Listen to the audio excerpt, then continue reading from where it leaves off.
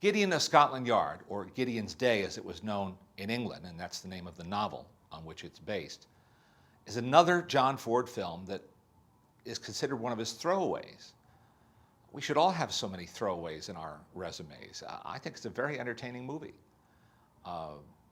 You'd expect that from Ford, given the enthusiasm he had for the material. He sought this out, apparently. But also that it was written, the screenwriter was T.E.B. Clarke, Tibby Clarke as he was known, who wrote many of the great Ealing comedies like The Lavender Hill Mob and The Titterfield Thunderbolt, Passport to Pimlico, a very witty writer who had a lot of life experience under his belt. He'd briefly been a policeman, he was a journalist, a good writer, and a witty writer. And then you have Jack Hawkins, who's just wonderful in the leading role as Inspector Gideon. It's a very incident-filled film, very fast-paced movie. Not a moment is wasted, not a moment is idle, and I think it's thoroughly enjoyable.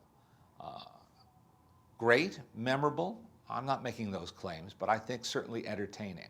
Ford apparently enjoyed the experience of being in England, working with the British crew, led by the great, great cameraman, Frederick Young. F.A. Young is how he was billed when he worked with David Lean on films like Lawrence of Arabia.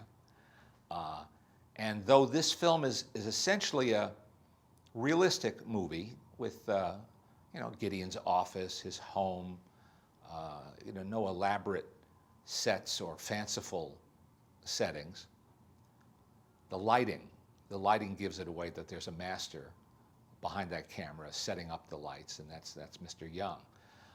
Look at the shot of when Gideon comes to pay a call, essentially a condolence call on the mother of the girl who was strangled. Look at the way that woman is lit. There are several shots like that that really don't fit with the rest of the picture, which is in fairly straightforward fashion, but they're so beautiful you don't mind.